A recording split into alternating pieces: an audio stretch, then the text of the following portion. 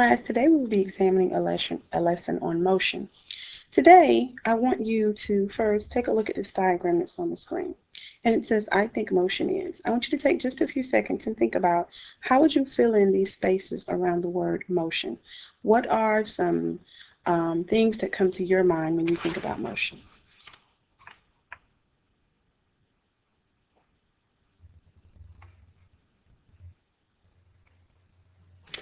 Motion is something that is in a position, something is in motion, excuse me, if it is changing its position.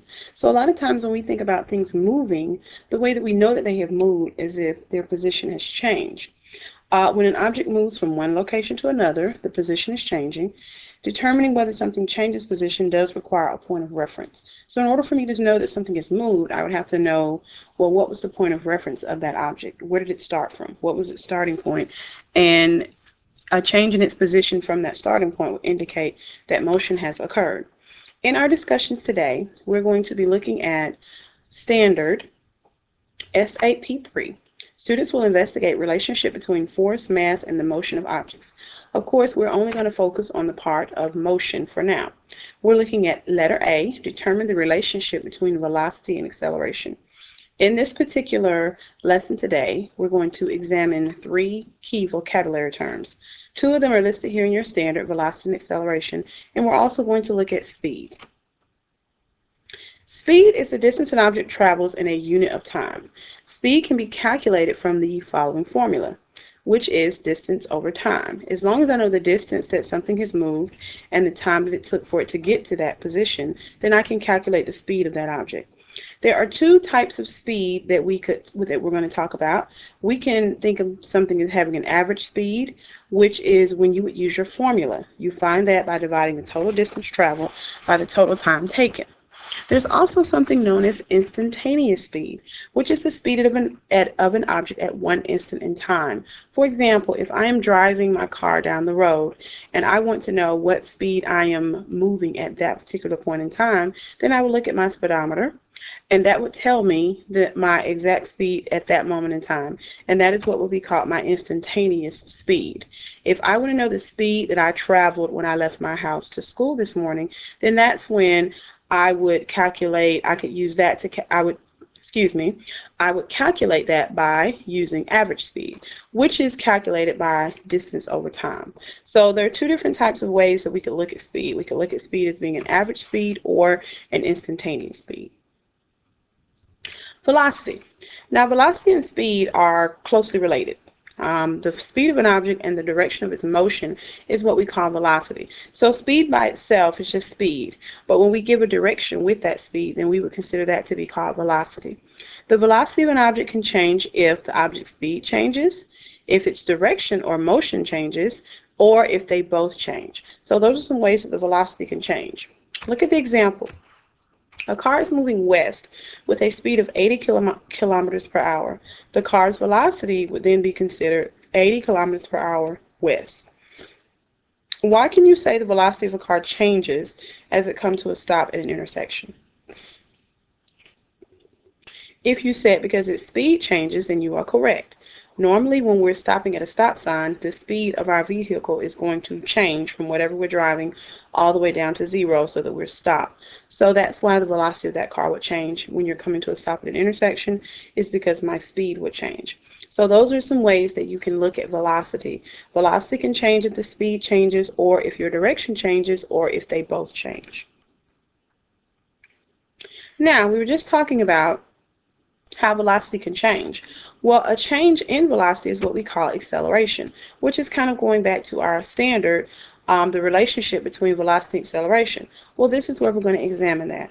Acceleration is a change in velocity divided by the time it takes for the change to occur.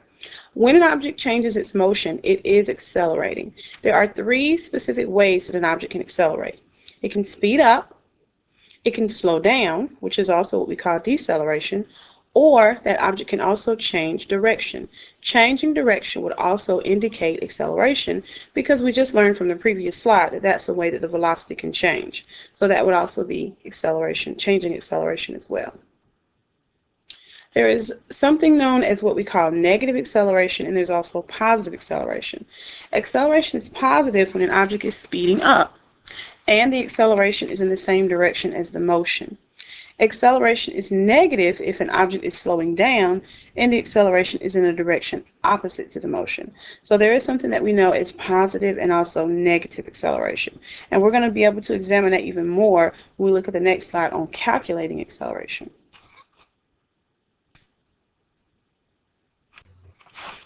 All right, let's look at calculating the acceleration of an object. If I wanted to calculate the acceleration, I have a formula, just like I had for speed. The formula that we would use for calculating acceleration is shown here on your slide. It is A equals VF minus VI over T. Well, you may be thinking, well, what does all of that mean? And listed here in this blue colored part, it kind of gives you it tells you rather what all of these different letters mean. A is the acceleration, which we measure in meters per second squared. That is the unit that's associated with acceleration. The VF is short for final velocity, meaning what was my final velocity once my motion has ended. VI is initial velocity. What was my starting velocity? How did I start out? And then T, of course, is for time, which is in seconds. And both of your velocities, VF and VI, are measured in meters per second. Let's look down an example here. It says a skater goes from a standstill to a speed of 6.7 meters per second in 12 seconds. What is the acceleration of the skater? Well, what do we already know?